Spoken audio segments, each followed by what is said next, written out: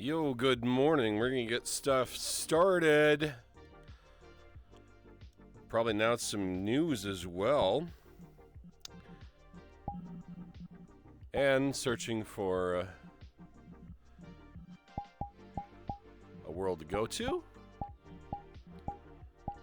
Have ourselves a conversation.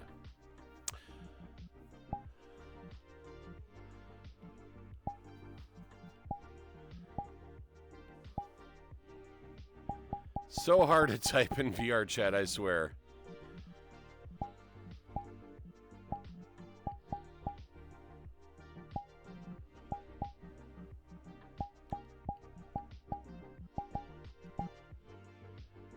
There we go. All right. I can go to the place that I want to go to. Hello, Fang. Hello, so good morning, Eric. Gonna lurk for a bit, waiting in between gaps for training. Nice. So, Eric is working very hard, and Eric is going to be going to Anthrocon to peddle his wares, which are really awesome, by the way. You should totally go check out his table once he gets there. Give me just a second here. I might have to edit my user interface. I made a couple mistakes before starting the stream. I kind of ran short on time. But it happens, Alright, why don't we give ourselves a nice little lobby to play with, huh? Alright, there we go.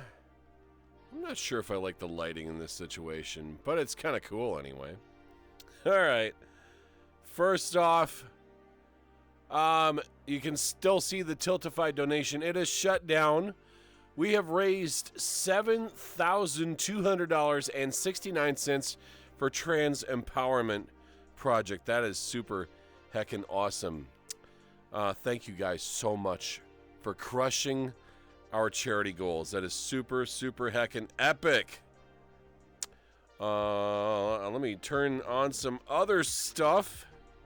Normally isn't visible, but I turned it off. There we go. Boom. Those things need to be on. Thank you, J14, Juliet14. Typing in VR sucks. It does. Good morning, Fuki.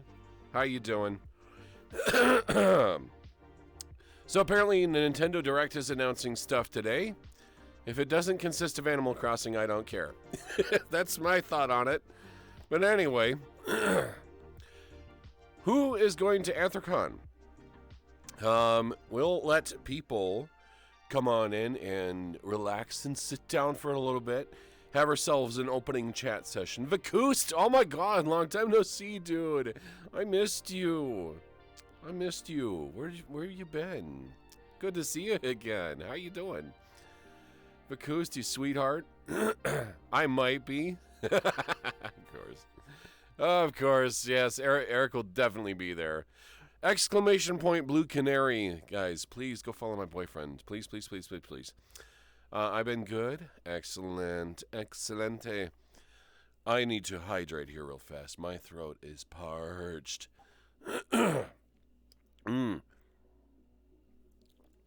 So, Twitter's been on fire lately, but what else is new with that? And VR chat's been kind of having some issues with some people's PCs. I think Crystal's having issues with her computer trying to get her game to run. I need to try to help her fix that. There was a Sonic, a few Mario, a Peach game, a Luigi game, a Detective Pikachu 2, Pokemon DLC, Pikmin, etc. No Animal Crossing? Oh well. It's all good. I'm debating on getting Pokemon for the Switch, but right now I'm just not in the chips. I just received my tabs renewal, and it's like $200, $200+ to get new tabs in my car, and I still owe payments on my car. I still owe like $6,000. I'm like, it's so expensive. Why is everything so expensive? I don't get it. More money. This is the reason why I can't go to Anthrocon, is because bills, expenses. not getting enough time off of work, wanting to travel, wanting to be everywhere and do all the things. I want to visit my friends, damn it, and life will just not let me. There's always a new expense that's getting in my face and in my way. Says, you're not saving money, you're going to go further into credit card debt. I'm like, oh, fuck. So I get it.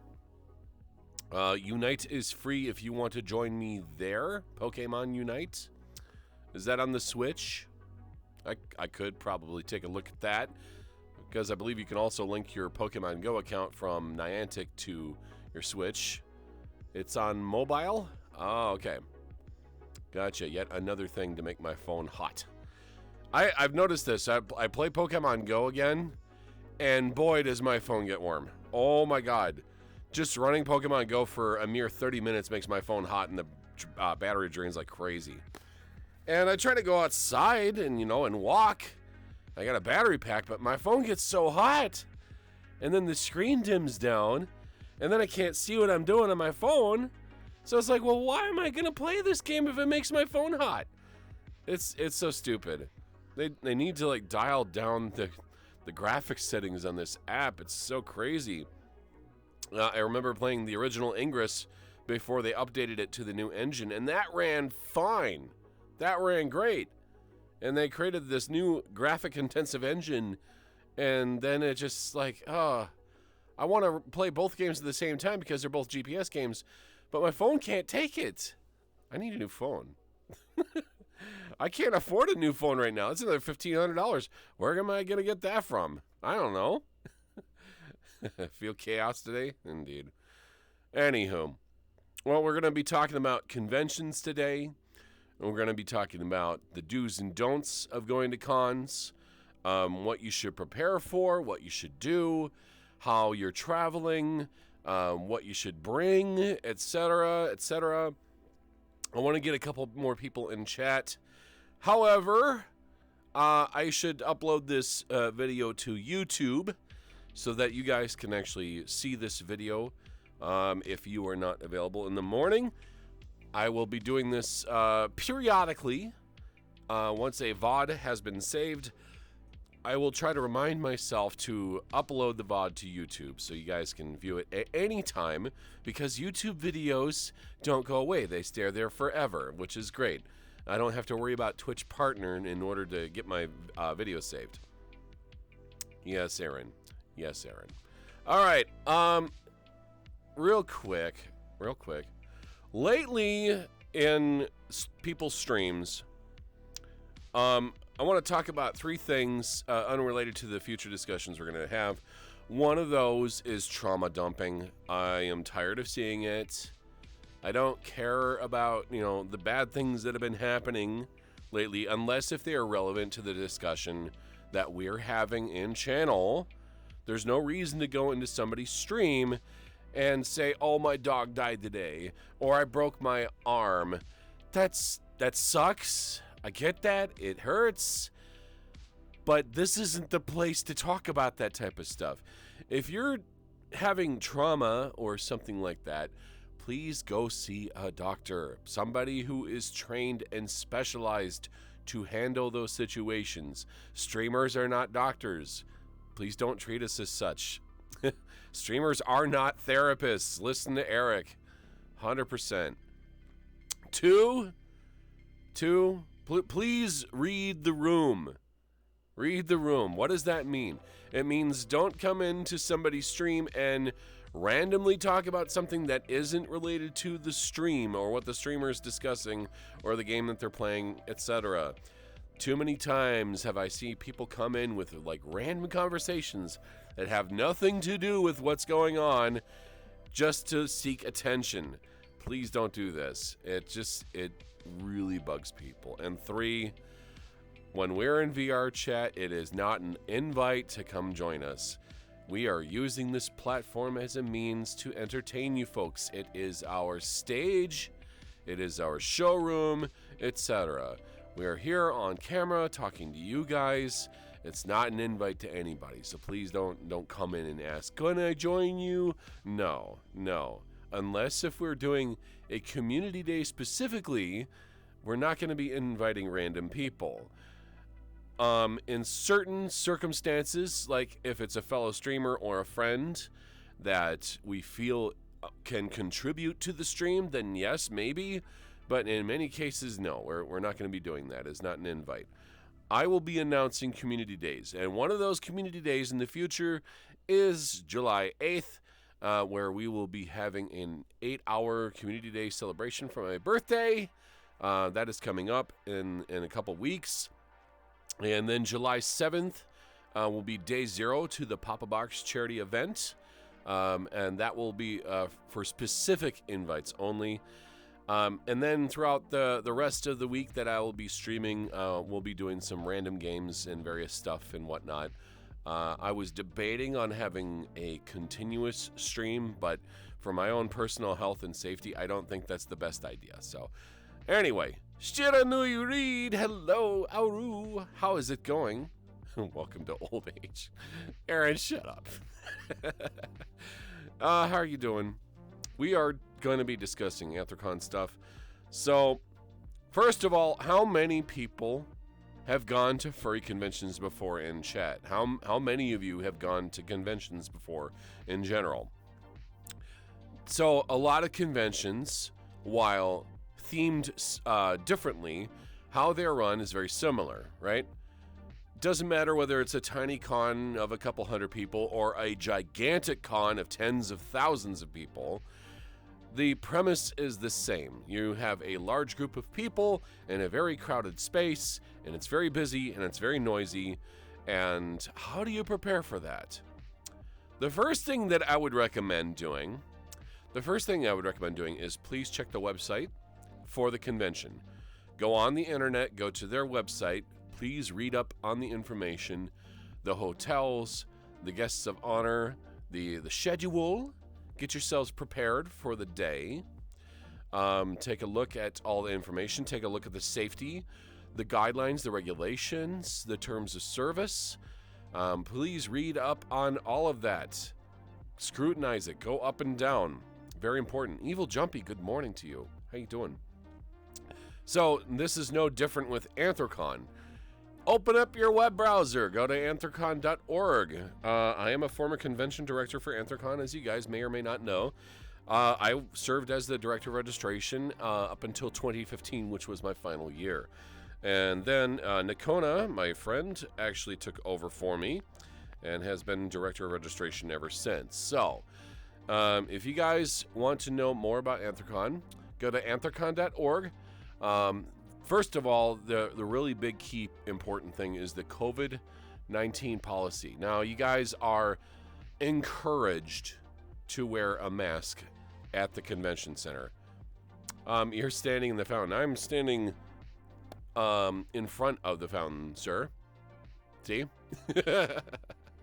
So anyway, you can let go. Oh my God, my handle gripper has being kind of weird here. Oh wow, that's strange. Vextra, there you are. So anyway, I would recommend that you guys wear masks when you're out in public. If you're in your hotel room or in small spaces, whatever. But if you're going to be in like convention rooms, other places, out in public events, make sure to wear a mask. Double up if you have to. You need your COVID vaccination records. So you need prove it. Wow, I cannot talk today. Certified proof of negative COVID-19 antigen PCR test as an alternative to proof of vaccination. Attendee may present as certified proof of negative PCR test. So get vaccinated. It doesn't cost you anything. The government pays for it. You can go into almost any clinic, set up an appointment. You go in, you get vaccinated. It takes 5 seconds. You get out, and then maybe you feel kind of meh for a day or so. And then after that, your body's good to go. Hello, just to verify, is your last name really Gott? No, and it's not. It's not. My real life name is Justin. But anyway, so make sure to get your vaccination records ready. I believe you need at least 3. The first 2 in the booster. I would recommend getting 4 if you can.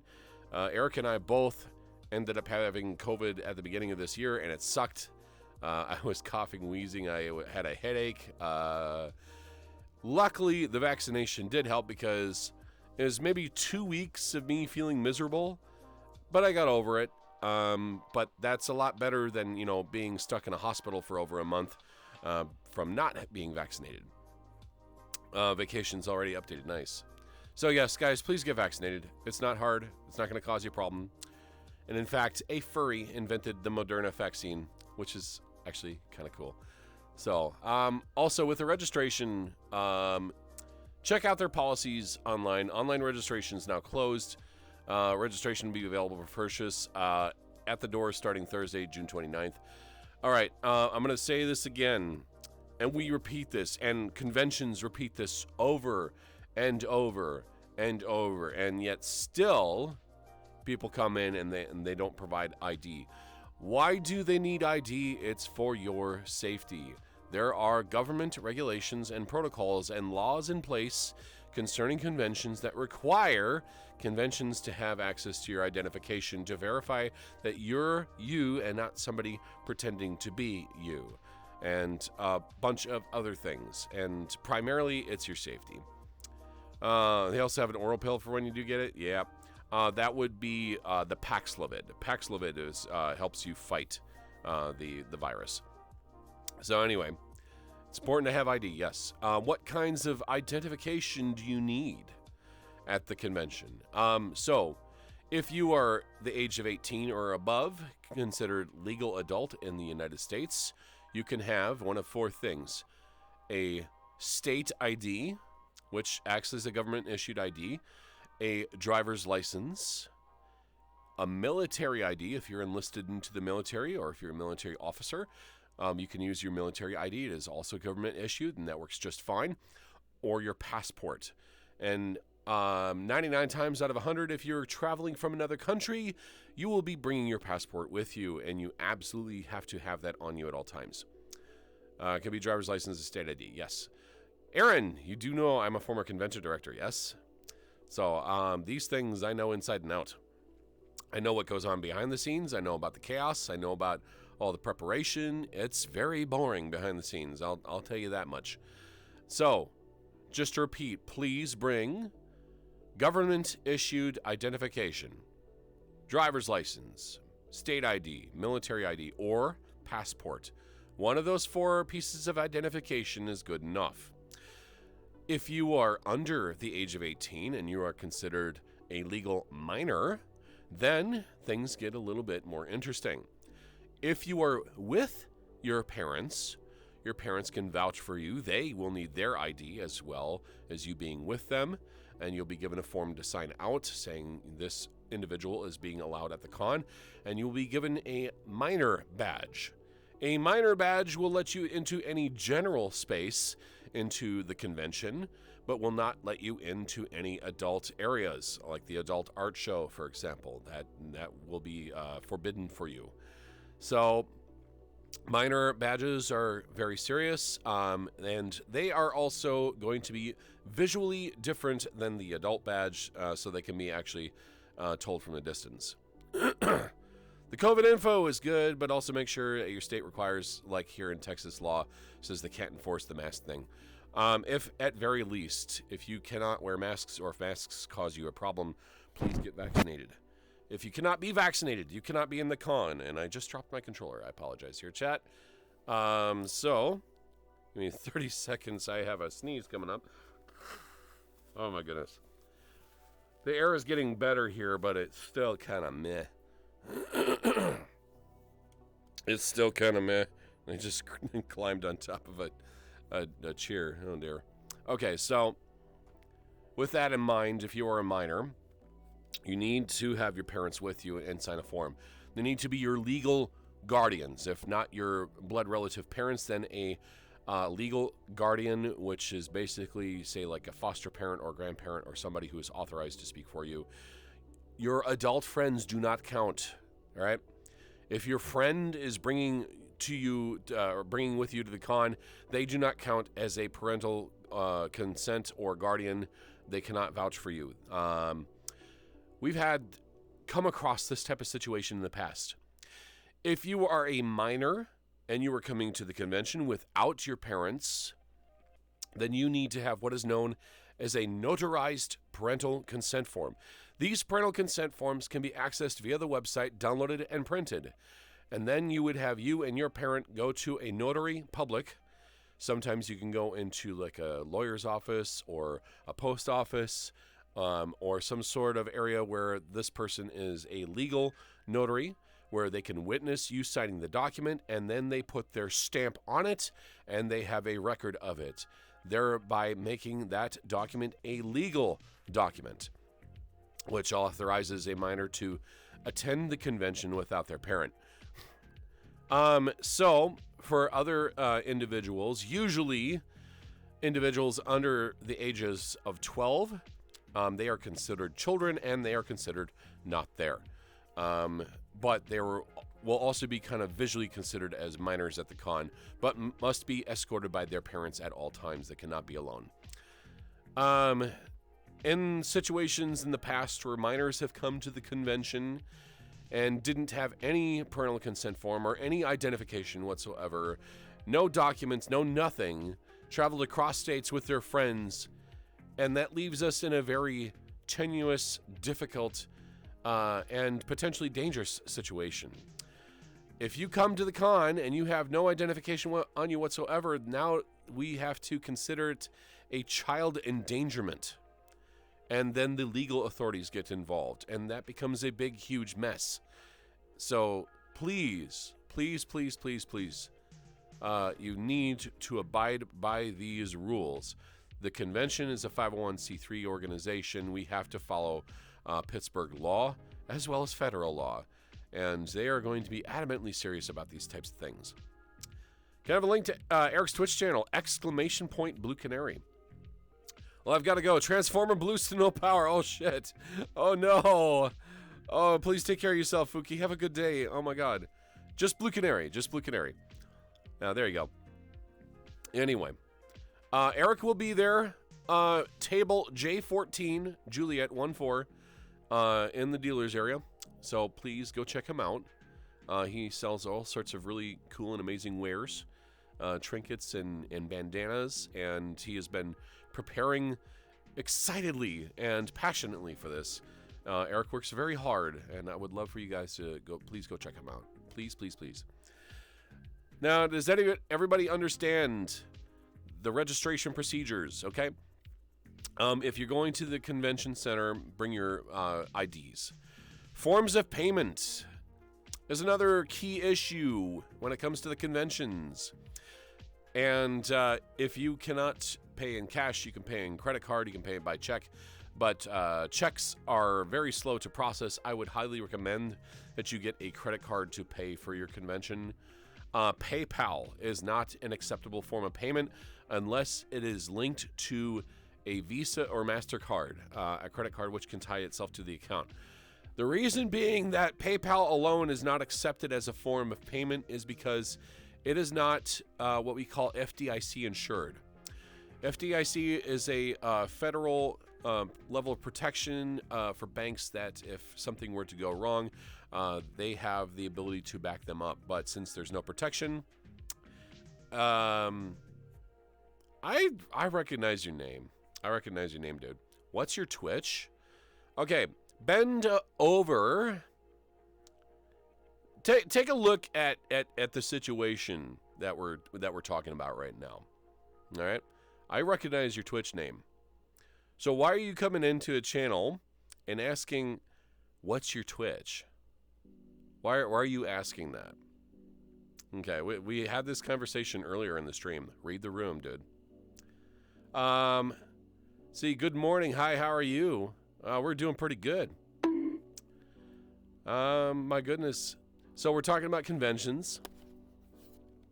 We're talking about what we need to do to prepare. And one of those things is basically form of payment. Now, a lot of people had this really specific question, and they go to the convention and they register for a badge, and then they ask things like, why do I need my ID if I'm paying in cash? Again, you need your ID for your personal safety. We are an organization. We're held by legal standards. We can't just let random people into the con, because if there is an emergency and we don't know who you are and we have no form of method of contact, then you could be in a lot of massive trouble. And the convention could be in trouble. The convention center itself could be in trouble. The hotel could be in trouble. There's a whole slew of potential situations in where a lack of identification can create a lot of problems.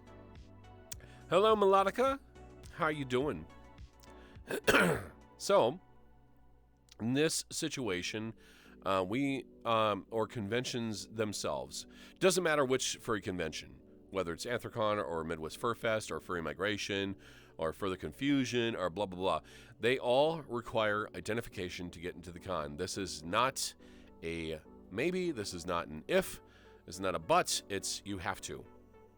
I don't care who you are. You have to have ID to get into the con. Now, certain times a director may make an exception due to knowing the individual personally, but that can kind of create another problem altogether and be kind of a can of worms. But I would say that we need to be following these processes. I think always there is the form of payment for conventions, which is like credit card or debit card. We were just talking about that, Aaron. We were just talking about that. You need a credit card of some kind, Visa, MasterCard, American Express, Discover. These are the easiest form of payments. Anthrocon should have terminals now that can accept like NFC payments potentially. They have communicated to banks in the past with certain terminals. These are automated processes now. People can register on site. It is going to be busy. All right? It is going to be busy. Anthrocon is going to have a 4-digit, potentially 5-digit registration total, which means you could be waiting hours for a badge at the convention itself. So pre-registration is very important. I would recommend that if you want to go to a con, to pre-register as soon as possible. Make preparations and plans. And that is something else we're going to be talking about today, is planning for events. What is NFC? NFC stands for Near Field Communication. So when you're using services like Samsung Pay or Apple Pay or Android Pay, where you can just tap your phone or your watch to the mechanism, that is called an NFC payment. Certain credit cards also have this ability where you can just tap the chip and it will read it. How long is the line if you pre-register? If you pre-register for the convention, the lines might be long, but they go very fast. You're in and out in less than an hour. And in certain cases, you're in and out immediately. So, when we're doing that type of stuff, again, bring your ID, bring a form of payment, bring a credit card, and such and such. The other things we should be talking about is getting to the hotels. There can be anywhere from like 4 to 5, 6 hotels that will all be nearby the convention center that everybody should reserve. And it is recommended that you reserve a space at the convention ahead of time, and reserve it with a friend.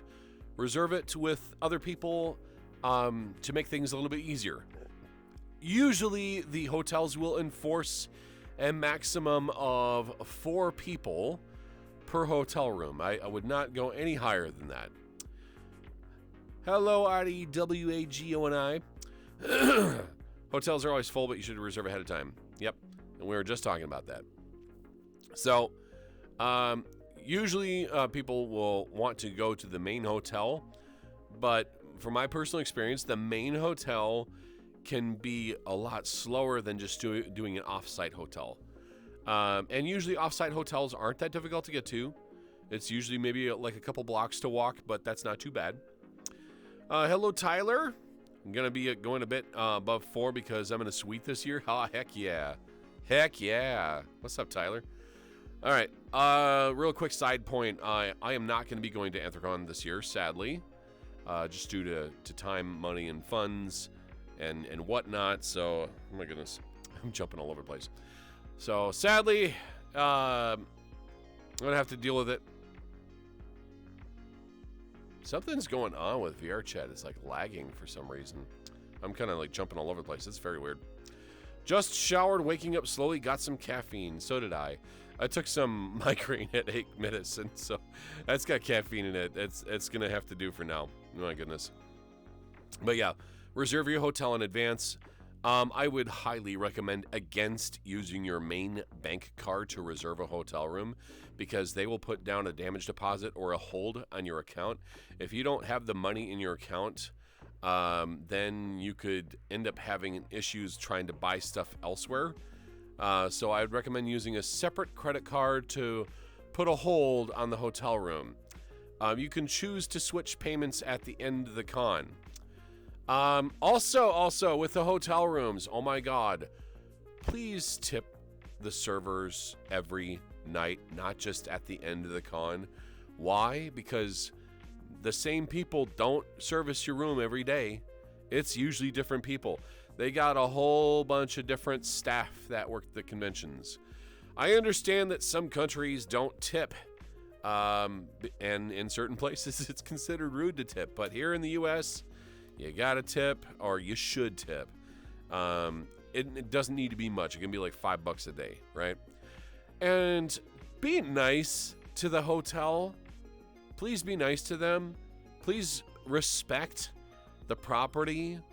Oh my God, I have seen time and again where all of our favorite content creators and streamers are sharing out their stickers with people, and the stickers wind up on the walls and the fixtures of the hotel room. It is so rude. Please don't do this to the hotel room. Please keep your rooms clean. Please use the trash bags provided. The hotel rooms will give you a single area to throw all your trash in. Make it easy for them. And you don't have to make your bed, but you should clean up after yourself. Don't leave trash on the floor. Don't leave cups on the table. Don't leave your half-drinking tea on the table. You're right. Keep things reasonably clean. Shernio, hello. Good morning to you. So yeah, if you take a shower, and just hang up your towel, right? If you want a new towel, feel free to plop it on the ground next to the wall. Let your bank know ahead of time. Each vendor has their own card reader, so the bank will get charged from those vendors under their own states, which some banks will flag as suspicious and could have put a hold on your card. That is true, yes. Mendy knows quite well, as Mendy has been to many conventions himself. It's like a VidCon, same thing applies to the hotels, yes. Just kind of be mindful of that. Be mindful of that. You don't want to be stuck in a financial situation because the bank has a hold in your card and you can't buy anything. So again, please be nice to the hotel rooms. Please be nice to the staff. Tip them at least once a night. Don't be cheap. Oh my God, please don't be cheap. Being cheap is like rude. You don't have to leave $100 bill every night. This is not like some fancy high-end hotel, right? $5, just a $5 bill, something, just to say, hey, I care. Thank you for cleaning up my room, right? Because that means a lot to them, and at least every night. You don't have to eat food at the hotel. Hotel food is very expensive, and there's going to be a lot of nearby restaurants that you guys can eat at. Which leads me to another thing is make sure to bring like a little bit of extra cash on you. Don't do the thing that I did back in 2007. Oh my God. I was a dumb. I brought $1,700 in cash on me, and I nearly lost it from an ambulance ride to the hospital for kidney stones. I don't want to ever do that again. Don't do that. Con must respect pronouns. I just had to educate someone on this. Oh my goodness. Please. If somebody says, hey, these are my pronouns, I am he, him, or she, her, or they, them, or she, he, they, it doesn't take much to respect someone's pronouns. Now, if you don't know somebody's pronouns and, it's okay to ask politely, hey, what are your pronouns? If you make a mistake, don't continue to call on it. Just say, I'm sorry, and then just continue on with the conversation. If you don't know somebody's pronouns and you're having a hard time wanting to ask, you can default to they, them, and they will instruct you, say, hey, these are my pronouns, please use them. Cool. And then just keep on from there. But continuously misgendering or not using the correct pronouns in somebody is rude. All right? If somebody says, hey, please address me as he, him, and you keep defaulting to she, her, or something like that, that creates a very embarrassing and very tense situation, right? They're probably not going to want to talk to you at that point. So it's not difficult to respect somebody's pronouns at a con. Just please, please, please. Furry conventions or conventions in general, we're supposed to be out having a good time, taking care of one another, being kind and friendly to one another. It doesn't take much to respect somebody's pronouns. It makes you look dumb. Yeah. So it can be fine. So you can elaborate later. Instead of saying sir or ma'am, I would just use my good beam. Don't explain why you misgender someone either. Yeah. It can be really strange. And just do what they ask. Do what they ask, please. I've made pronoun mistakes myself, but I'm not gonna continuously, do that. They said, oh, okay, my pronouns are she, hey, he, they, whatever. And I'm gonna say, okay, I'll address you that from now on. Right? You can go, what up, my homie? Yeah. Now, for my own pronouns, I'm he, him. I'm a cisgendered male. Cisgendered is not a slur, chat, please. Also, I am demisexual as far as like my orientation goes. It basically means I don't really have feelings for somebody unless I develop a psychological connection with them first, if that makes sense. Say, Brandy Dirk, hello. How you doing? And we were talking about conventions. So yes, out in the open, please be respectful of one another. And let's see, I'm he, him, cis also. Yes. Here's the other thing I'm going to talk about is fursuits at cons. Oh my God. There are going to be thousands of fursuiters at conventions now. Way back in the past, like in 2006, 2007, having a fursuit was considered like a precious commodity, right? They were kind of rare. And then people come up and they're like, oh, I want to be a fursuiter too. And then more fursuits are made, and more are made, and more are made. And all of a sudden you got dozens upon dozens of fursuit artists, right? And fursuits are wonderful, but they are works of art. You're literally wearing a painting, right? Justin, does that make you a demigod? I guess. But anyway, thank you for the 100 bits. For fursuiters, there's do's and don'ts of those who don't fursuit, and do's and don'ts of those who do fursuit. So let's talk about the people who don't fursuit. If you're approaching a fursuiter, remember fursuiters, costume performers, etc., and cosplayers could also fall into this category because this is a lot of the same thing. Many of us wear a lot of stuff that muffles our hearing, that impairs our eyesight. We don't see too well, we don't hear too well, and then we have basically a wide berth too, because some fursuiters have very large fursuits, and they get round and plump. Fursuits are kept for years, so it makes sense that there will be more now. I guess the ones that from years past never go away. Hello, Rosebug. How you doing? Oops, wrong button. So, please be respectful of fursuiters, okay? Understand, we can't see too well. We can't hear too well. If you need to get our attention, come walk around to our front and wave. If you can't get to our front side, just give us a light tap on the shoulder. That's fine. You might spook us a little bit, but don't be rude to us. We are performers. We wear costumes. These are works of art. Please be respectful. Thank you for the hydrate, by the way. So if you want to get our attention, you may ask to take a photo of us. Please ask. Especially if you have flash photography.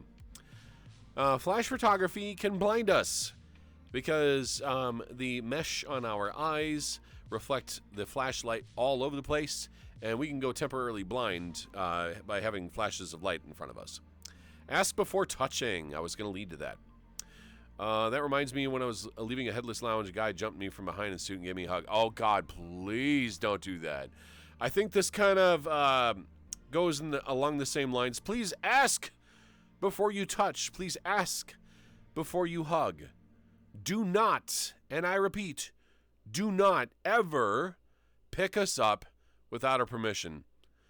Some of us, namely myself, have very bad backs. If you injure us, we're going to have a problem. It's going to be a legal problem. And it will become a very stressful situation, because if somebody in fursuit gets injured and they have to summon an ambulance, an EMT will not hesitate to take their shears and destroy our fursuit to save our asses. Yep. Justin, I need to scoot soon. I'll be driving in 3 hours. Would you like some company later? Yes, I can call you. VR chat is having issues. Let me go and try to reload this world here. I'm not sure exactly what's going on. Let's see. Give me just a second here, chat. Paperwork sucks. This recent update of VR chat is having a huge problem. There is potentially a memory leak. If that is the case, I don't know. All right, so anyway, I rejoined the instance. Hopefully that bug will go away. I'm going to try again. But anyway, why don't we just sit here in the lobby? Sit here in the lobby. Why not? That's nice. What's wrong with VR chat? I don't know. I think there's some issues that need to fix some bugs. Compression fracture up my entire spine. I get how you feel. Yeah. So, again, to reiterate, don't ever pick us up, right? You might think it's cute. You might think it's funny. If you glomp on us and you hurt us and the EMT has to come and save us and destroy our fursuit, these fursuits are not cheap. They're thousands of dollars. And in some rare cases, tens of thousands. And that creates a massive problem. You will get into a lot of legal trouble for assault, and you will end up having to deal with something. Someone picked me up at Carowinds and injured me. Will a hug hurt your back? Yes, it could. Please be gentle with us. So, I iterate, once again, when you're approaching a fursuiter, please ask before you touch us. Please ask before you hug. Be gentle with us. Some fursuiters are very strong and don't mind a good tough hug, but some of us are fragile, and some of us are in pain. We are works of art. Please respect us. Our fur does not grow back. Please do not scritch us. Also, very important, you don't know what gender we are under the suit. Please do not touch our chests. Please do not grope us. Oh my God. If you touch me in places where I don't want to be touched, you're going to get hit. All right? That is abuse, and it's not tolerated. We're still human beings underneath the suit. So if it's not appropriate out of the suit, why would it be appropriate in the suit? So very, very important. Once I start going to cons again, I may need one of those which touch is okay badges. My bones are more fragile these days. I get that. Those paws are coming off and the fist is coming out. Yeah. Don't anger people. Okay? Observe us from a distance. It's meant to be fun. And this goes for other fursuiters interacting with each other too. You know, sometimes a fursuit might feel like a license to be goofy, and it can be, but you still need to respect each other, right? There was a long period of time where I didn't want a fursuit anymore because I was touched inappropriately. I felt violated and very uncomfortable, and I didn't want to do it anymore. And I had my fursuit in storage for years. Eric had held onto it for a long time for me. And I thank you, by the way, for holding onto my stuff, Eric. Will shake your paw be allowed? Yes. If you reach out to us and say, hey, can I shake your paw? Sure, cool. If you ask politely, if you're nice to us, we'll love to interact with you. We'll love to take photos with you. However, there might be some situations where we might have to go use the facilities. Let's see. And if we're in a hurry, like we have to get to the Headless Lounge or we have to get to the bathroom, And if you're saying, can I take a photo? And if we do this, no, I got to go. Please don't be offended. We're a human being underneath. We're getting hot. So, thank you for the hydrate, by the way. Thank you for the hydrate. My goodness. I will drink some water. Yeah, if we say no to a photo or a hug or something like that, it means we desperately need to get out of suit. Sweet Tea the Fennec, hello. I am a furry that lifts boxes and don't mess with me or other furs. It'll end quick, yeah. Also, we don't want to be threatening, obviously. We don't want to do that. No photos in the Headless Lounge. Don't allow fursuiters, or, yeah. You may allow a handler in the Headless Lounge. Now, there are going to be some people that I trust that are okay with them being in the Headless Lounge, but usually we don't want a bunch of normies in the Headless Lounge. There was a situation at a convention that I will leave nameless where Eric and I noticed a con ghost. A con ghost is somebody who is not registered for the convention. Usually, convention details will go in and say, hey, are you part of this con? Where's your badge? If you don't have a badge, then you'll be escorted out of here. Normies, yep. Okay. Off-topic chat. VR chat is doing something very strange right now. It's kind of bouncing up and down. So I'm going to go to my home world where it takes far less video RAM, and I will take a look at it. What's up? I'm new here. My name is Justin. I'm a variety entertainment streamer, and today we're talking about conventions and Anthrocon coming up. I'm going to go home here. I'm gonna go to an area where it's going to use a lot less video RAM. So, sorry about this, chat. I wanted to use Virtual Furence as a background, but VR chat is doing something weird. So, I'm going to go here to my own homeworld and have a nice little conversation with y'all.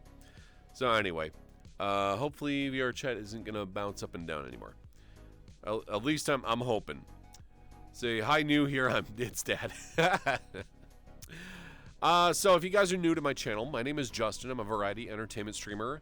I'm a former convention director. I was the convention director for Anthrocon for registration for about 3 years, and I worked with them for about 10. And I'm also a small-time voice actor, former radio show host. I worked with many different furry communities. I've been a furry since I was 10 years old, for a very long time. And I also have some personal experience with convention stuffs. I have held almost every ribbon at a con, except for guest of honor. I've never been a guest at a con. Let's see. VR chat right now is doing something very weird.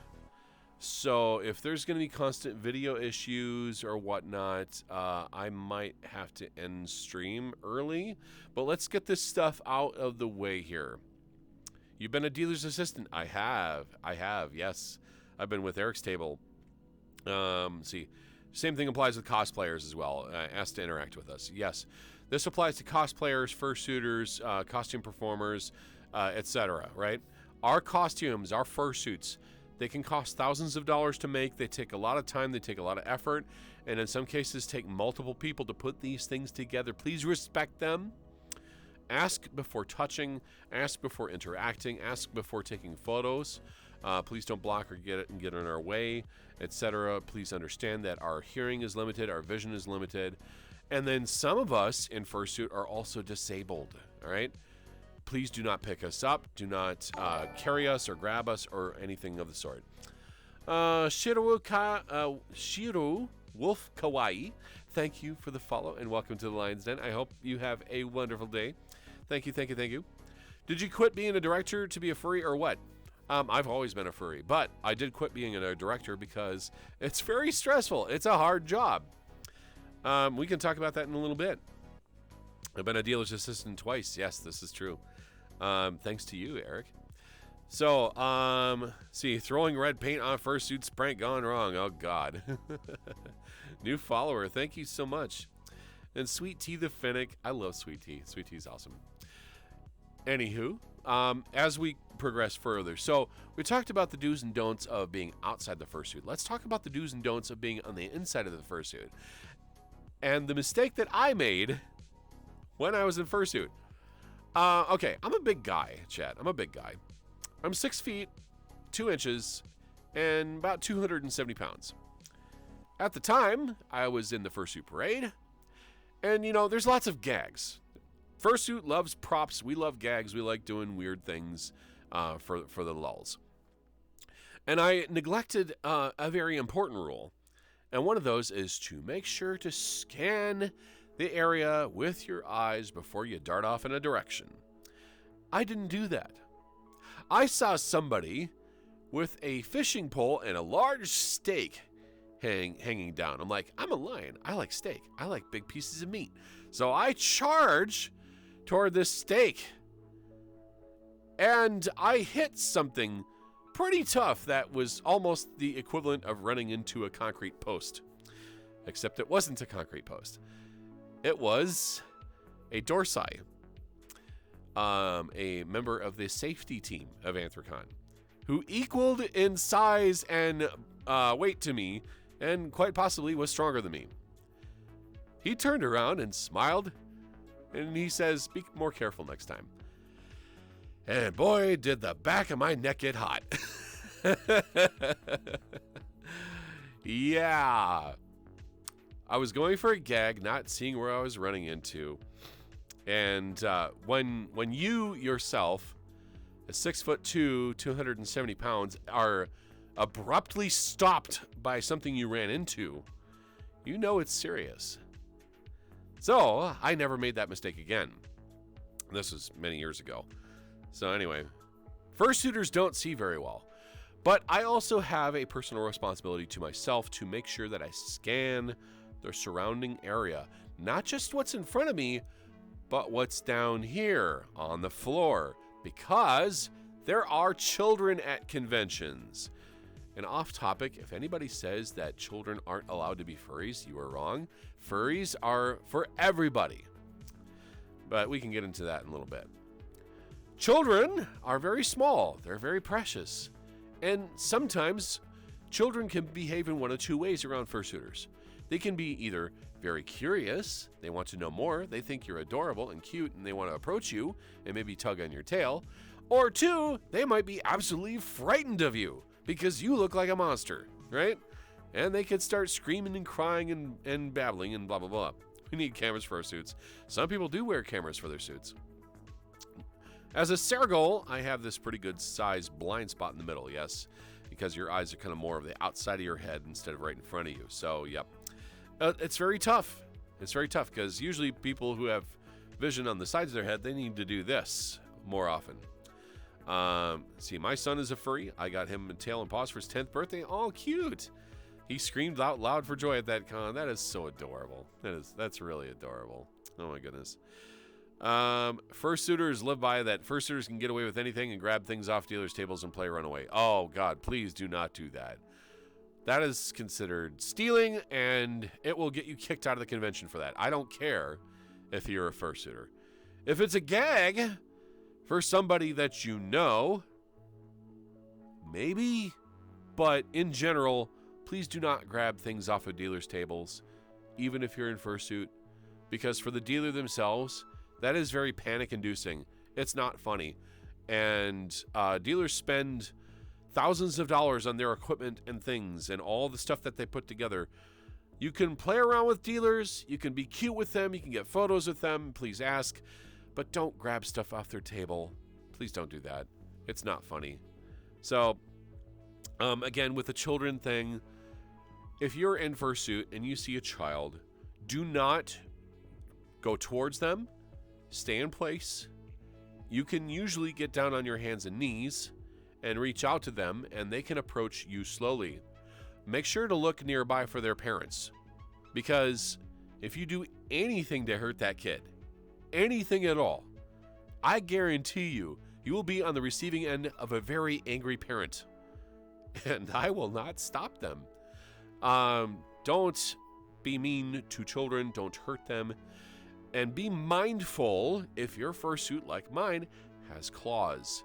Those claws can poke and cause pain.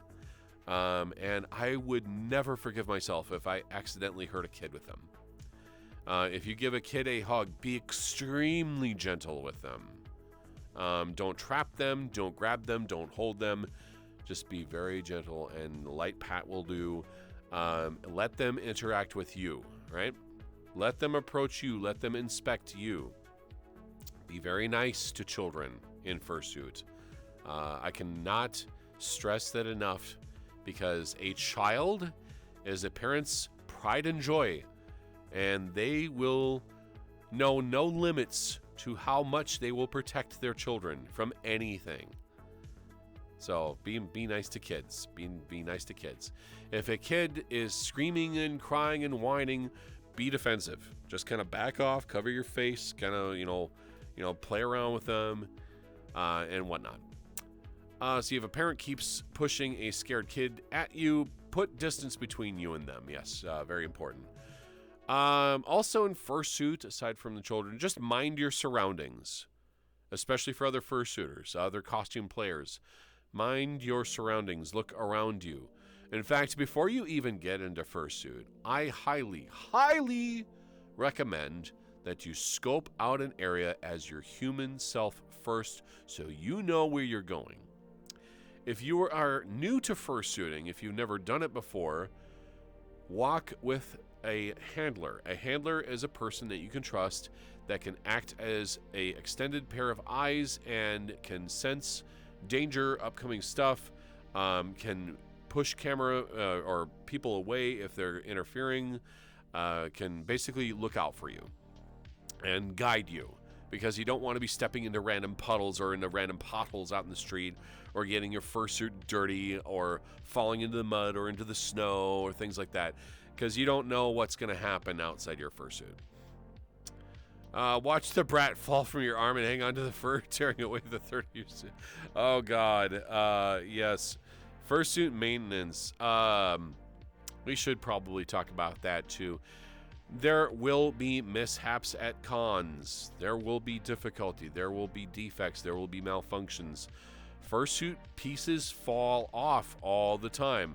I've seen random paw beans. I've seen random claws. I've seen ears. Some fursuits have magnetic detachable things that can fall off easily if they get bonked into something. If you do manage to randomly find a fursuit piece, please bring it to operations and say when and where you have found this. Take notes of what you saw and where you found it, at what time you found it, so that they can be properly pictured and cataloged and potentially reach out to the owner of that said item. What about furry-themed candies and sweets like cake model after streamers, well-known furtubers? Don't know about that. No con is perfect for sure, yes. I had to leave an area because a kid was pulling on my tail and parrot thought it was cute. Oh, yeah. Kids will yank on you. Kids will damage your suits. But more than a little child damaging your suit, escalators and elevators and doors can rip your fursuit apart if you are not careful. Remember to grab your tail before going into a door, unless if you're a lynx or a bear and you have a tail nub and you don't really need to worry about that. I have a long tail, so I need to be mindful of it.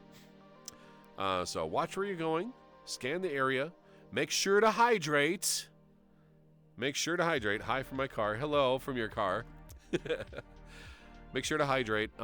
Your health and safety is by far the most important part of your convention experience. And we're going to talk about the E621 rule, chat. Yes, it is 621 today, chat. Drink water, 100%. My thylacines tail is a table clear. Got to be careful of that. All right. So, for fursuiters and humans alike, the E621 rule might be a joke for some people, but it is actually very important. Exercise, 6 hours of sleep per night, 2 meals per day, and at least 1 shower or bath per day. Shower or bath once per day. I'm dead serious about this. Okay? Deodorant, my God. Deodorant is cheap. $5 or less. You can get a travel deodorant, something that you can just take with you. You can get some really small ones. Thanks, Dad. Oh my God. How many times have I come across somebody at a con and they just stink? Why? Are you soapophobic? Are you cleanophobic? Do you just like stinking? All right? Okay. Please wash your hands after using the restroom. Please flush the toilet. Please use soap.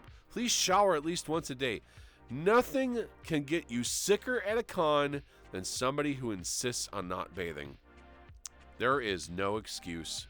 None. You are in a con with other people. You're in a con with children.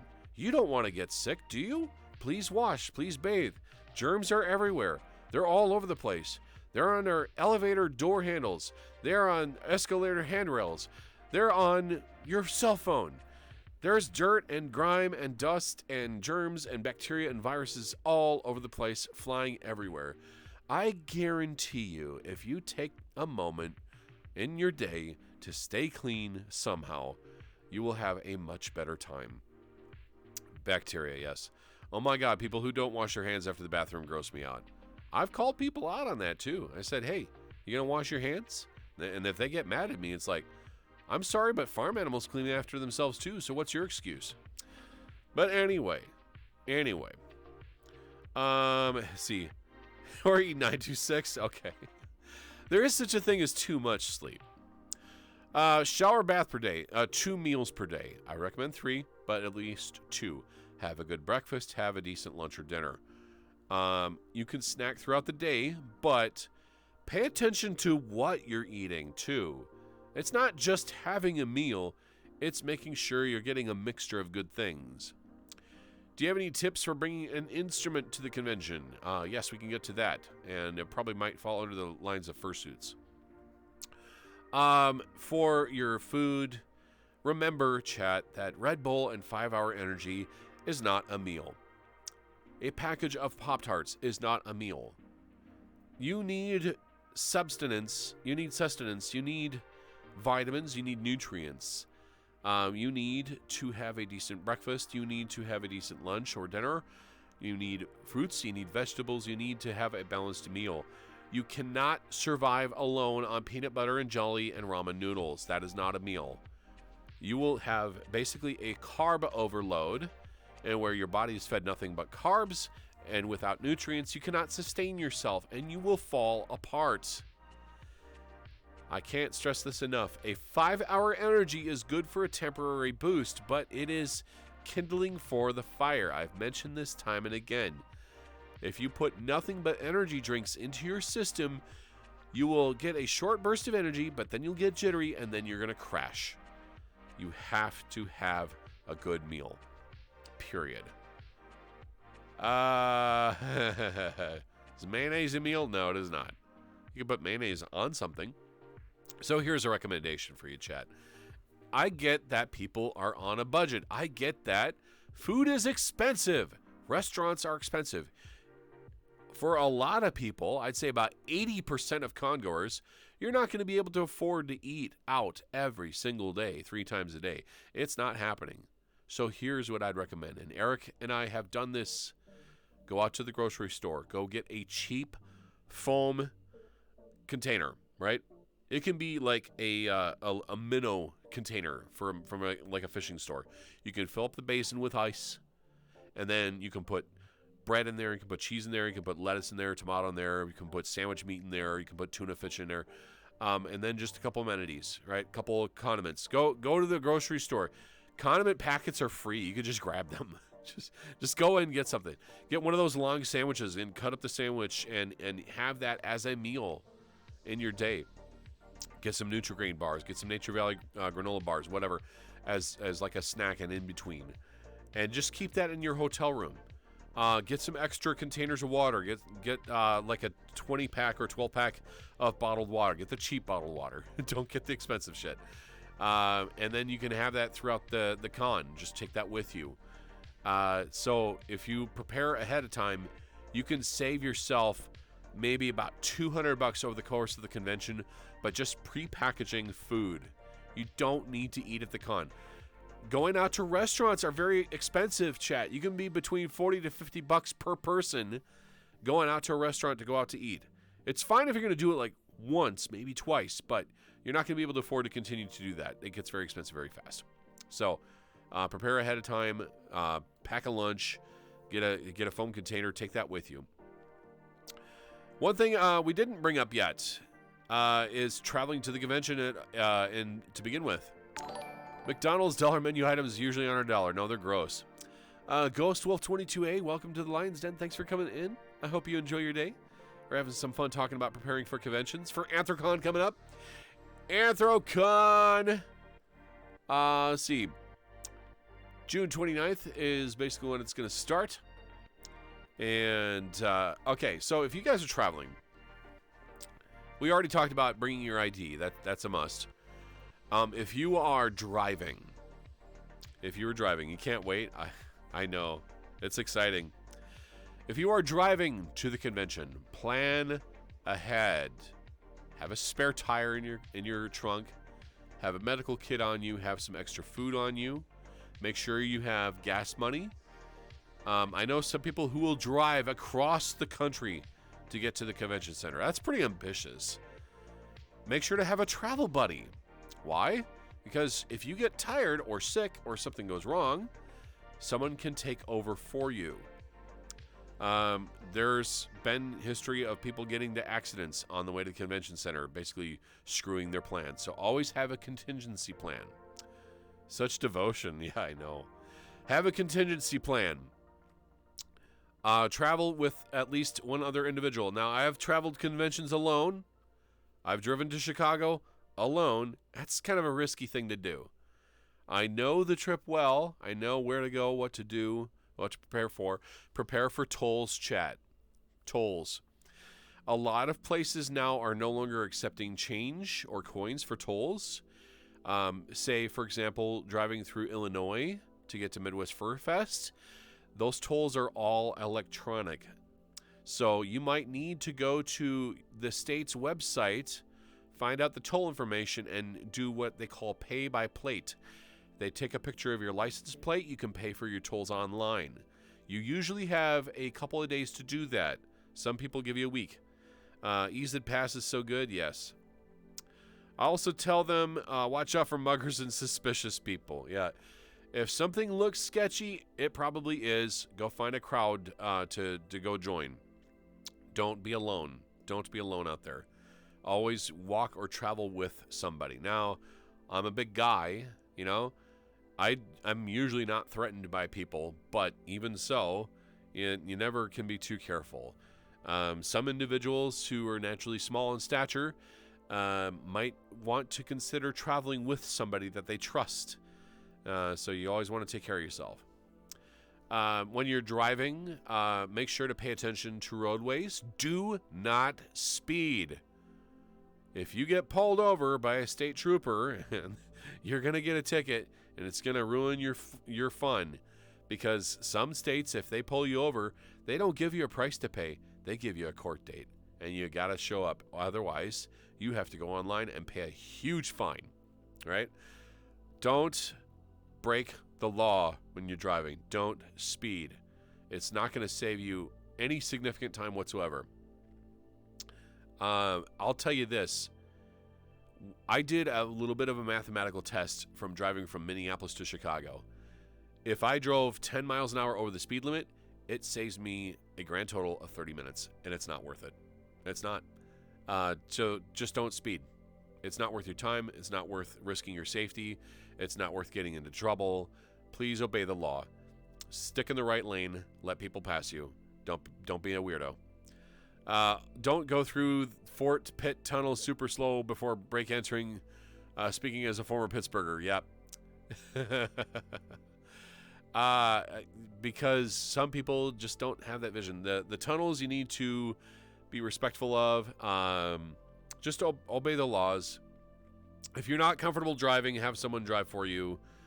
Make sure there's multiple licensed drivers in the vehicle. Travel with a buddy. If you are flying to the convention center, make sure to bring your IDs with you. Make sure that anything that is not TSA approved is put in your main luggage. If you bring a bunch of soaps or shampoos or lotions or things like that or medications, put those in a separate, larger plastic baggie in your main luggage. However, Certain things like an inhaler, for example, which is a medical device, the TSA cannot take that from you. You can keep it on you at all times. So, like, if you're having breathing difficulties and you need to bring your albuterol or Asmacort or something like that, make sure to keep that in your pocket.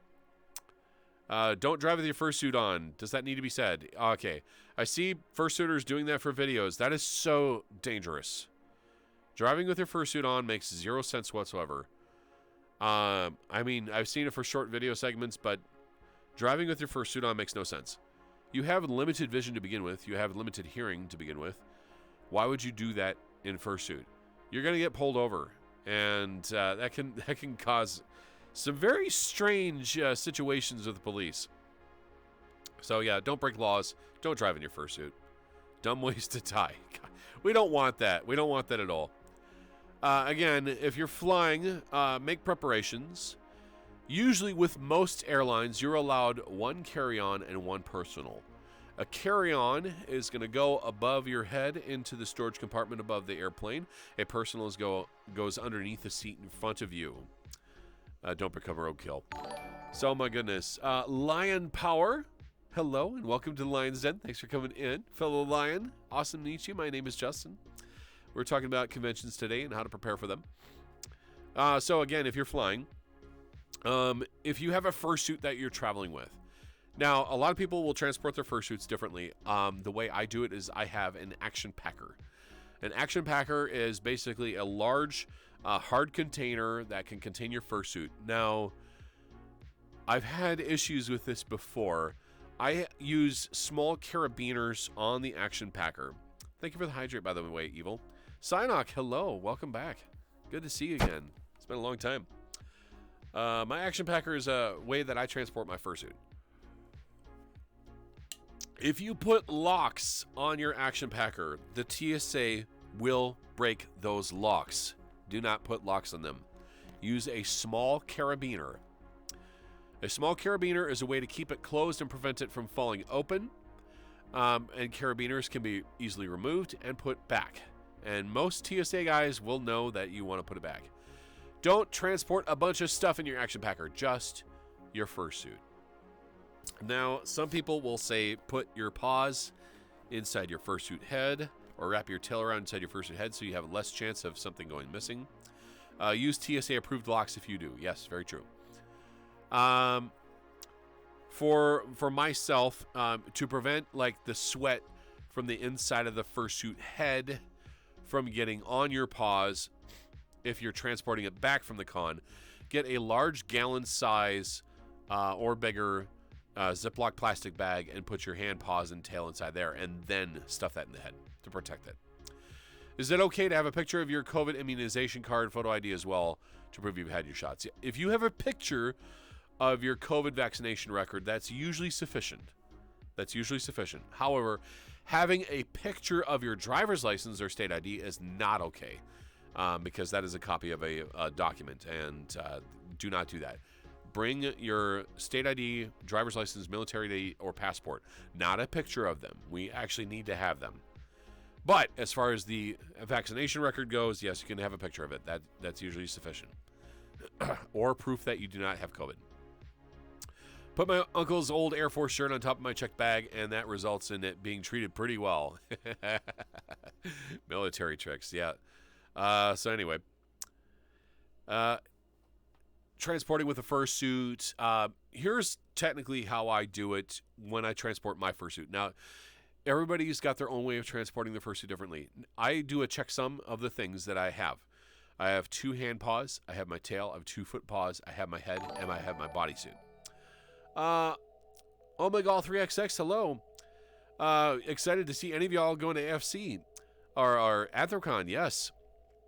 My boyfriend, Blue Canary Gallery, will be at Anthrocon. Table J14, Juliet 14. Please go check him out. Silly Mom, hello. How you doing? I'm legitimately packing as we speak and listening, just setting everything out in advance. Typical me. Silly Mom, probably quite familiar with how to do this type of stuff. Hello, Justin and Eric. Silly Mom, you're such a sweetheart. Good to see you. Thanks for coming in. Now, if you guys have any suggestions yourself, what to do to prepare for conventions, feel free to shout them out on the channel. I will comment on them. If anybody knows about conventions, both Eric and I do. I'm a former convention director. Eric is a former guest of honor. We have gone to dozens of conventions. Dozens and dozens and dozens of them. Thank you for all the emotes, Ross. I'll be hosting a Dead Dog on Sunday night at 9:40 p.m., so definitely come check it out. Blah, blah, blah. Cool. Look for Alex on the DJ schedule. Is that a self-promo? All right. I'll allow that just this once, bro. Hello, Brian Lautenschlager. Hello. So, again, if you're flying, if you're transporting your fursuit, this is what I do in my action packer. I put the 2 foot paws directly on the bottom, basically one opposite of another so that they kind of curve with each other. And then I put my paws and my tail, and I wrap it inside, and I stuff it in the head. I put my fursuit head in the middle, and then I wrap my bodysuit around the head, and then I lock it up tight. And that usually protects the suit. Great to see you as well. I also suggest little hand sanitizers that you can attach to like a purse or a bag. Those come in handy. And yes, those are TSA friendly. You can buy these little tiny containers, and you can actually go to the like a grocery store or like a Walmart or Target or whatever. And you can actually buy a large container of hand sanitizer and just use that to fill up the small containers. Hand sanitizer comes in handy, not just for sanitizing hands, but I use them for public restrooms. Why? Hand sanitizer contains ethanol, which kills bacteria on contact. And it's great for those really disgusting public toilet seats. I kid you not, I'm a germaphobe. So I will use that hand sanitizer, dab it on some toilet paper, and then I will clean the toilet seat clean with the hand sanitizer. It works! It works because sometimes certain bathrooms don't have like toilet seat cleaner available, and it really does help out, especially if you come across like this really disgusting public seat. But anyway, or for the airlines, the airport. Airport bathrooms or bathrooms in the airplane are also especially disgusting to use. They're tightly cramped, they smell terrible, and oh my god, it's so awkward to use these things. Especially when you're 35,000 feet in the air and the plane is just rumbling and you're just trying to do your business. And it's such an awkward experience. Oh my goodness. My checklist is usually create, weep openly, create, do paperwork, and fret. Art life, yeah. Bath & Body Works makes spray hand sanitizer. Those are also good. Tiny bottles, chat. The big bottles, the TSA will confiscate. Use tiny bottles. Oh my god, why have I not thought about using it on toilets? You're a genius. I've done that for years. I hate bathrooms that either don't have seat cleaner or seat covers. Yep. So I have one in my car for road trips. Yes, have multiples. They're great to have. Thank you for bringing that up, Silly Mom. That is a great piece of advice. Highly recommended. It's wonderful. The spray is small as well, just a Mr. bottle. Yep, good enough. I have allergies to alcohol, so it can trigger my eczema, which is another thing. Medical stuff. Transport your medical stuff in your main bag, unless if it's like a rescue inhaler, like the asthma cordial albuterol. Keep that on you. The TSA cannot take that from you. Drinking alcohol. Oh my god. I do not drink, chat. I do not drink, period. I'm allergic to alcohol. I will die. I will go into anaphylactic shock. I have to have epinephrine on me just in case. So make sure to keep that with you. An epinephrine pen is a medical device. The TSA cannot take that from you, but just let them know that you have it. So with that in mind, drinking at cons. I get that people like to drink and party and have a good time. But please, please, please, I say this again. Your health is paramount at the convention. Also pack an extra bag of goodies for Dealer's Den. Yes. Pack a empty bag. Get like one of those cheap little $3 bags at grocery stores and use that at the Dealer's Den to carry your stuff. So if you buy something from the Dealer's Den, you need to transport it, bring that with you. Oh, thank you for the $5. Oh my goodness. Thank you, thank you, thank you. I appreciate it. It's going to go towards my bills today. I love your donation. Thank you so much. I appreciate you. Let's see. I don't like the smell. I was just asking. Does it mean to ask you this, but for your luggage, will they cut open the lock if you use the TSA approved lock? If the TSA cannot get into your lock, they will bust it open. This is why I just kind of recommend using like a carabiner, which are easy to take down. Oh, I'm sorry, the hammer time is desktop only. I'm sorry. My goodness. Even if I was of age, I still wouldn't drink. Okay. So we're talking about health, talking about drinking. I get that you guys are going to drink alcohol. Some people will drink in fursuit, which, in my personal opinion, drinking in fursuit is stupid. Because your body is already sweating to try to keep itself cool. And by ingesting alcohol while you're in fursuit will just take away water from yourself that much more quickly. Don't consume large amounts of alcohol, please. Your liver and your kidneys will thank you. It is so bad for watching people getting drunk. If you're getting so hammered, if you're getting so drunk that you're just falling on the floor, or if you vomit, or if you get sick, they will call an ambulance. You need to watch yourself. You need to limit yourself. Especially if people can be like an angry drunk. Now, there's going to be some people at cons who are what we call recovering alcoholics. People who have fought and continue to fight alcoholism, and they need to avoid it. Don't encourage people to drink, please. If they don't want to drink, don't force them. Gonna compensate a little bit for allowing a sneaky promo. I did, haha. Thanks for all the tips. Oh my god, drinking in suit is so dehydrating and the threat of vomiting is too high. Oh my goodness. Wait 1 second. I had to shut my door there. Anywho. Also good tips. I will one day go to a con when I can get the money and get away from my dysfunctional family. Oh jeez. Oof. Okay. So yeah, please, please, please watch yourself. Please watch yourself at cons. Please take care of yourself. Watch your health. Make sure to hydrate. Make sure to eat right. Make sure to get plenty of sleep. The E621 rule. Exercise. Don't be lazy throughout the entire con. Go out and do something. Go out and walk. Go out and party. Dance at a rave. It's exercise. Dancing is exercise.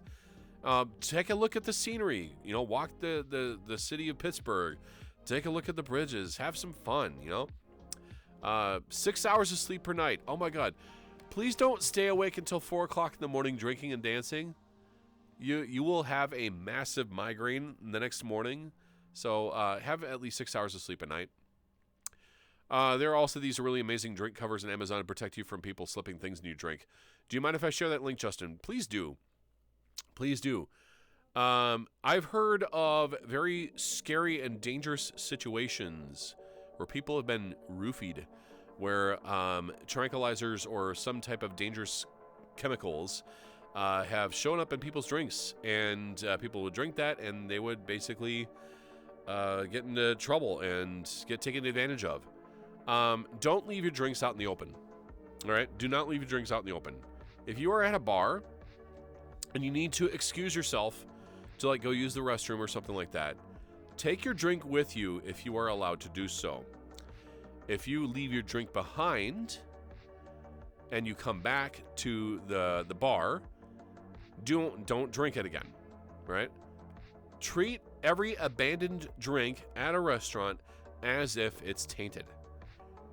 It sounds weird to say this, but take that drink and ask the bartender to dump it. Ask for a new one. Yeah, no good. Protect yourself, please. Not even an affiliate link, tisk. Oh, what do you mean by that?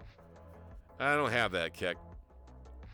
Anyway, so there's that link. Thank you, Silly Mom, for posting that. Actually, I will click that myself.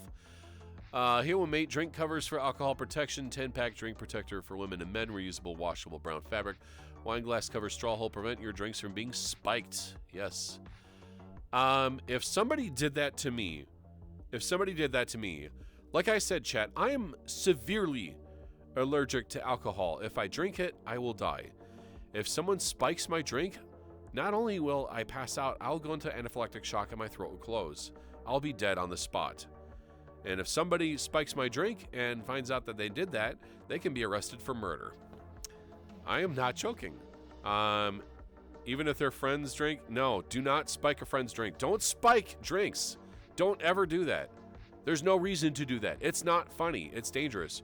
You don't know what kind of medical conditions that they have. I don't understand why anybody would think that's appropriate or even funny. It's dangerous. Yeah, good Lord, no. Don't ever do that. Don't ever do that. Eric knows that I get in massive trouble. Like, Eric had an alcoholic drink once, and he gave me a kiss, because we're just being affectionate. And I started getting an itchy mouth just from that. Like, what the heck? So I had to be careful. Dump him? Oh, yeah. But anyway, so just please take care of yourself out there. Please take care of yourself out there. Watch yourself. Stay vigilant. Stay alert. Stay aware. Don't drink anything that was abandoned. Take your drink with you. Don't let anybody harass you. If somebody is harassing you at the con, let a doorside or safety team member know immediately, or any staff member. Staff and safety teams have radios, and they can radio somebody at any time. Also, the local sheriff are on those same radio frequencies. They will know what's going on. So basically, take care of yourselves out there. So for traveling conventions, have we covered as much as we can today? Protect yourself out there. Don't touch people without their permission. Don't grab fursuiters. Don't pick people up without their permission. Make sure you bring identification with you.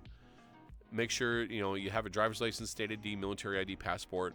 If you're driving, drive with a friend. If you're flying, make sure you pack appropriately. Pack more. I didn't get further into this, but with traveling, pack more than what you think you need. If you're going for 5 days, pack for 7. Why? Because you never know if a mishap is going to happen.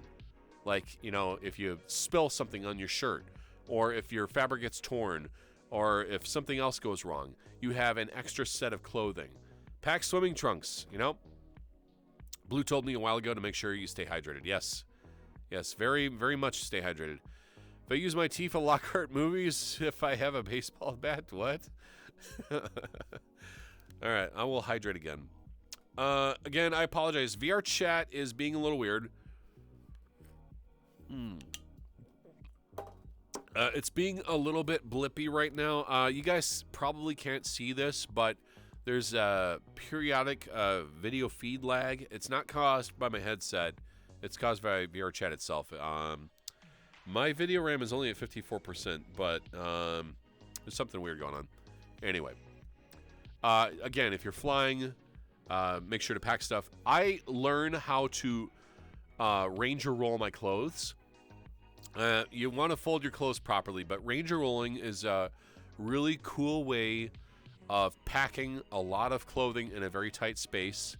It is something that they typically teach you how to do in the scouts and in the military, where you can fold up your clothes and roll them, and they take very little space. I can pack like 7 shirts in the space of 12 inches, which is nice. Also, Ziploc bags for dirty clothing. Yes, a Ziploc bag or a garbage bag for your dirty clothes, because you'll be taking them back with you.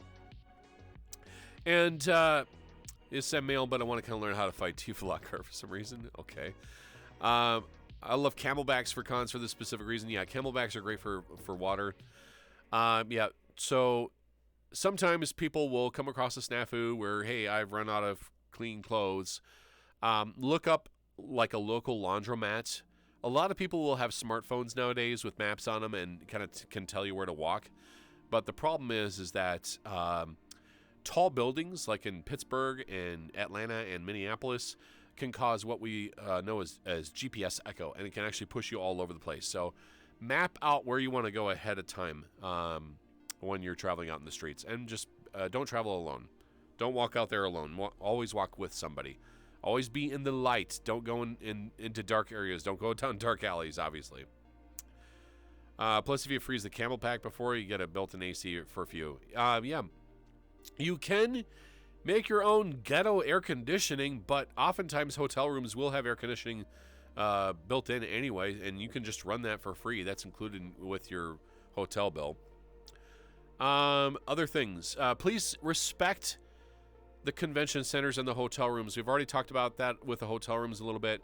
But convention centers, Anthrocon especially, will have security cameras all over the place, everywhere. There are security cameras where you don't think there are any. And we get to see those. Convention directors get to see those. We get video evidence of when things happen. When a glass panel got shattered, it was caught on camera. It was reported to us.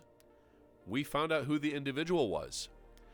If you damage hotel or convention center property, you will answer for it. Now, the convention itself has to pay for those damages. And the individual involved will be charged for that. And if those aren't paid for, then basically what will happen is you'll be banned from the con until those expenses are paid for. So be nice to the convention center. If you notice something is wrong, please get a hold of staff or management or any of the safety team members or the hotel. Say, hey, there's a problem over here. They will take a look at it and they will address it for you. If the bathrooms are dirty, please let people know. Please let staff know, because we can radio somebody, and hotel staff, convention center staff, the safety team, and the sheriff are all listening to the radio signals all the time. Someone will get to you. Any other questions that you guys had for me? Is this your first con? Is this your 10th con? Is this your 100th con? I've been to over 80 conventions. I've been to many of them. It's always important to prepare, come up with ideas and solutions, have a backup plan, have a contingency plan. Make sure to keep in mind of your personal safety, your health. Make sure to stay hydrated, stay well fed, plan ahead of time, and travel with friends, with buddies. Make sure you have a method of contact. Make sure you have a method to have an emergency contact in case something goes wrong or awry.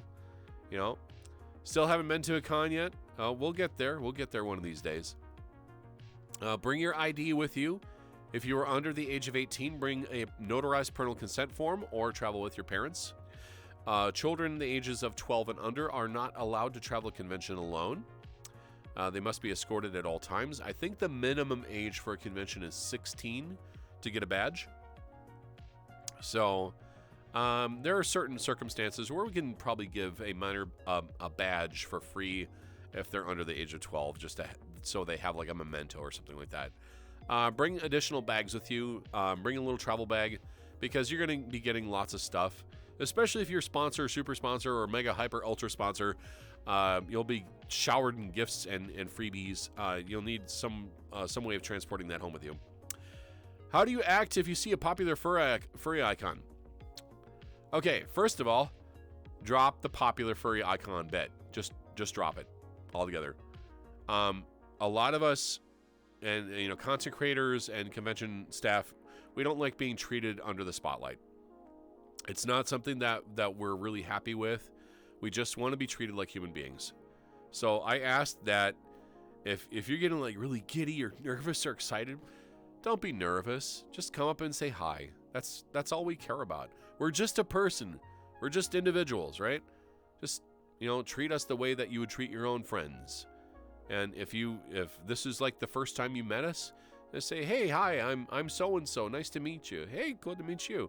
We can chat for a bit. That's fine. If we're busy, we might need to go other places, but that's okay.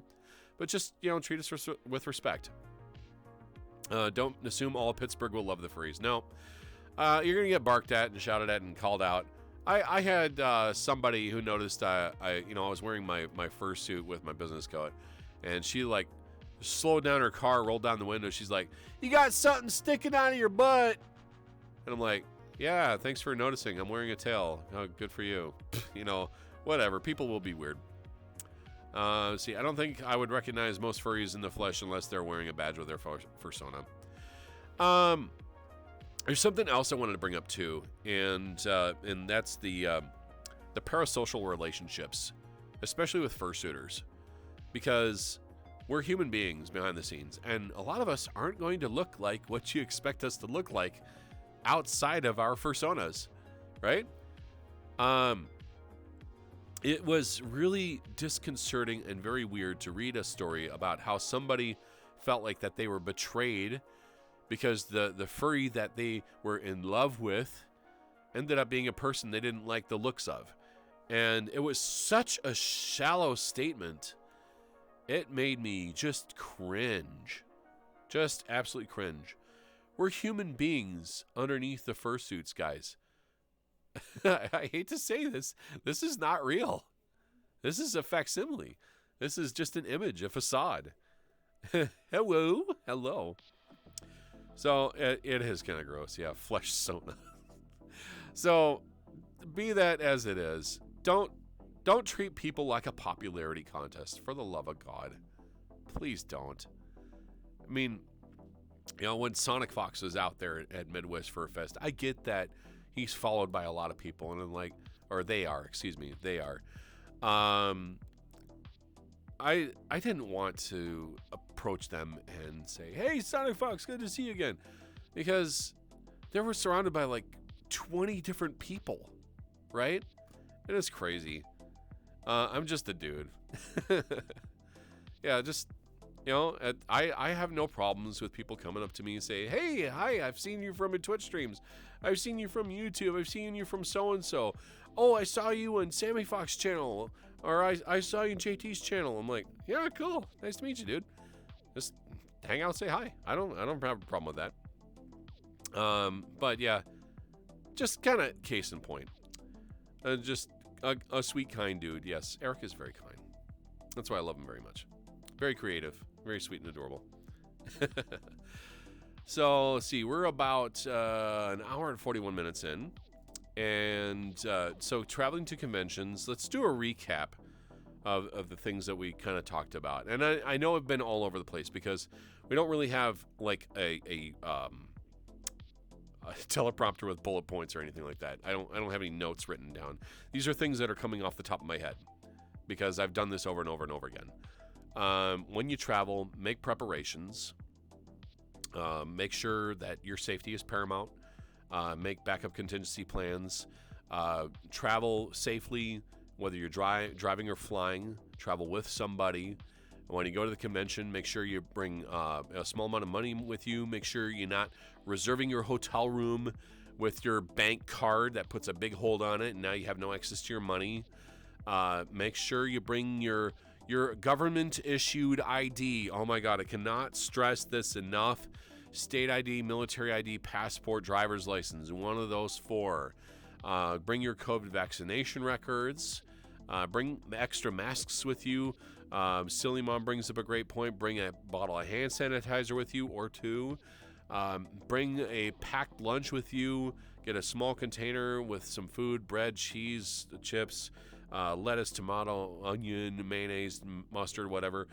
Mix some small stuff. Be aware of the gas stations you use. Some will put $100 holds on your card until things are processed. Very true. Obey the law when you're traveling. Please, if you don't know, ask. And then if you're traveling at the airport and you've never flown before, if it's your first flight, talk to the flight staff, talk to the TSA. They're there to answer questions, right? They're there to help guide people to the correct locations and the correct areas. Like, I don't know what to do here. You will see a TSA uniform is typically a dark blue shirt, and they have TSA in their epaulettes, so you'll be able to read that. And then pretty much like whoever you're flying with, being with like Spirit or Delta or JetBlue or whoever, talk to the flight staff. They will guide you. Also, if you are flying, I almost forgot to mention this, get there early. Get there early. If your flight is set to depart at, say, 7 a.m., get to there at 6. If you are flying internationally from another country, get there 3 hours early. 3 hours early, Chet. If your flight is for like 4 p.m., get there at 1 because you need to prepare for that. Bring your passport with you. Bring extra documents with you. Bring your COVID vaccination record, etc. International flights, you need to have time prepared ahead. And make sure to have backup plans to your backup plans too, because things do screw up. Flights do get delayed. Flights do get canceled. Flights do get rerouted. It happens. It happens to a lot of people. Usually for me when I'm flying, since it's local in the U.S., I fly the day before the convention starts. I fly the day after the convention ends. For some people, they do 2 days if they can afford it. At the con, please respect the staff and the hotel. Please don't damage the property. Don't put stickers in random places. Be nice to each other. Don't touch people without asking. Don't pick people up without asking. Be nice to children that are out there. If you don't know, there's plenty of staff or security or safety members that can help you out. By the way, with Anthrocon, they no longer call the doorside security. They are the safety team, because they don't want to give the idea that they're bouncers, right? Safety team is just ensuring that processes are handled appropriately. I have pulled a badge one time at a convention for really poor behavior. Let's see. Be aware of the gas stations that you use. I just read that. Marathon does so, and so does Quick Trip. I did not know that. You can tell summer is here. Everyone is in sandals. Yeah, dress for the weather too. Pay attention to the weather reports when you travel for all the areas that you're visiting. And dress appropriately for those. Like if you're traveling during the summertime in Pittsburgh, it can get very hot. It can get 80, 90 degrees. Sometimes it can rain. So make sure to pack an umbrella. Pack some t-shirts and shorts. Don't overheat, please. Let's see. What else was I going to say? I don't know. I had a thought above my head and I just kind of forgot, but it'll come back to me. Hopefully that helps you guys out. I've been to over 80 conventions, so I try to share whatever experiences that I have for you guys. With all the advice and experience, this whole stream has been very dad. I mean, more than usual. Well, I mean, I'm gonna be 42 years old, Chad. I'll be honest with you. I'll be 42 here in July, and we're gonna be having a stream to celebrate my birthday for a whole week, and it will also occur during the beginning of the Papa Barks ALS North Carolina chapter fundraiser charity event. So that is going to be super fun. And Dad Powers Unite. Lion Bray go burr. Yeah, I know. What brain? There's not really much in there. Anywho. So hopefully that helps you all out. If you're traveling, please stay safe. Ask questions, right? Don't assume. Ask questions. There's nothing wrong with asking a question. Your pride is not on the line. If you don't know something, we are there to help. Granted, we've probably heard these questions hundreds of times before, but if you don't know, it pays to ask, right?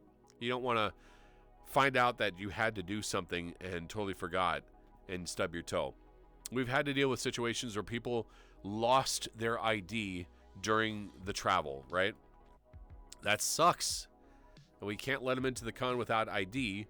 But usually we might find some other methods.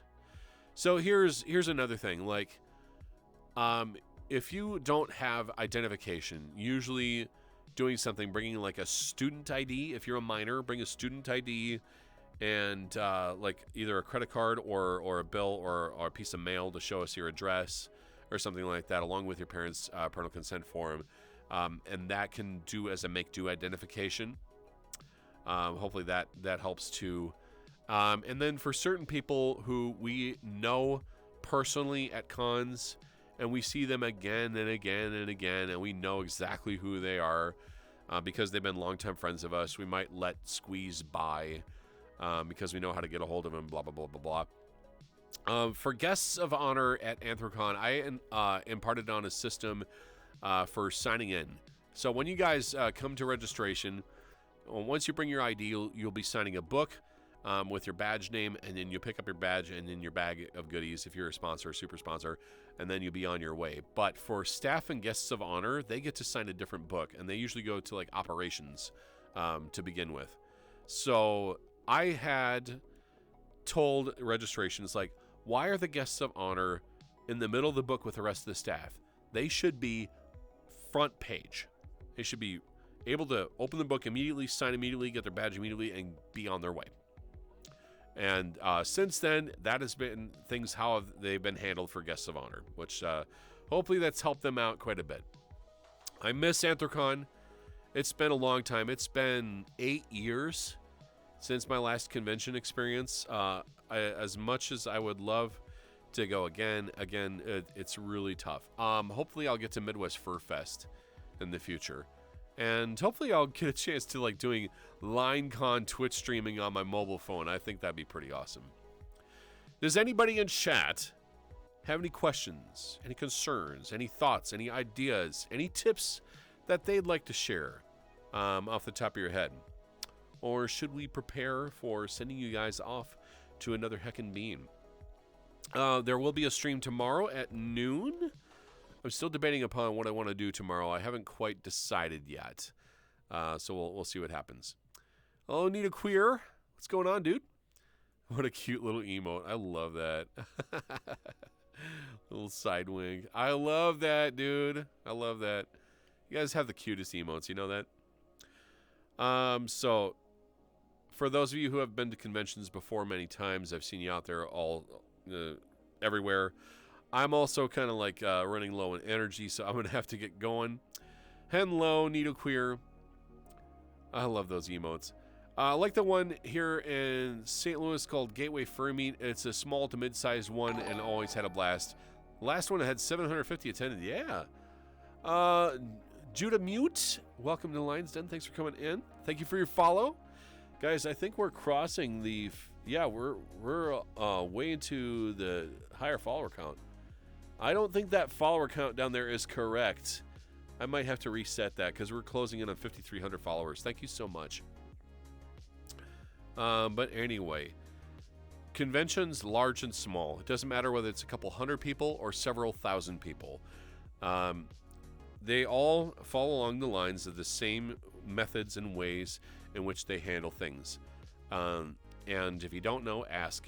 The staff member can lead you to somebody who does know an answer to your question. We're here to help.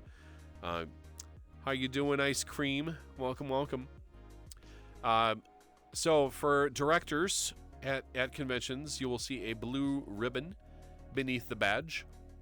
For staff members, you'll actually see a ribbon that says staff.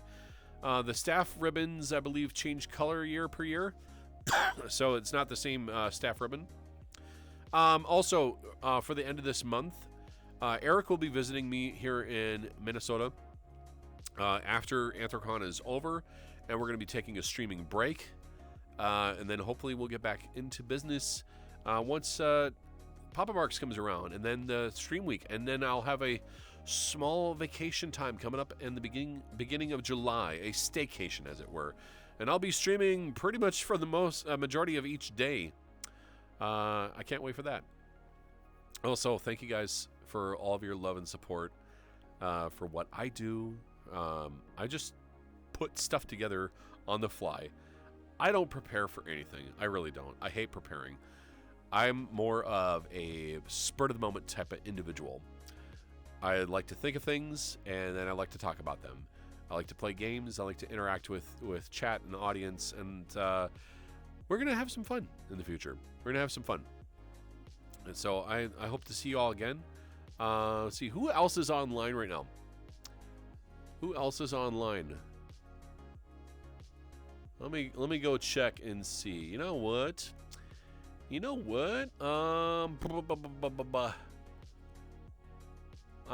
Let's see. Sammy is sleeping. I was with Sammy last night.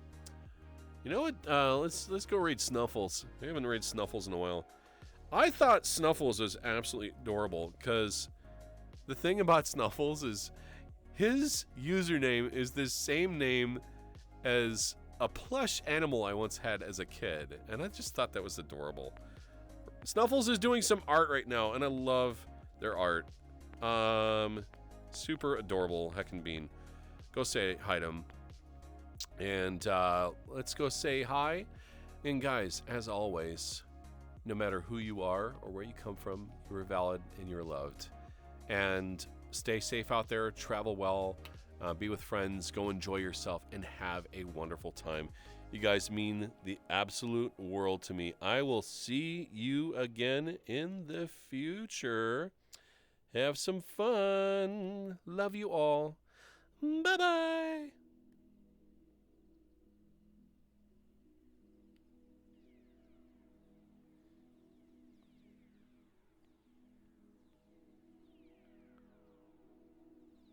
could just do like a Patreon thing. I'm figuring it out.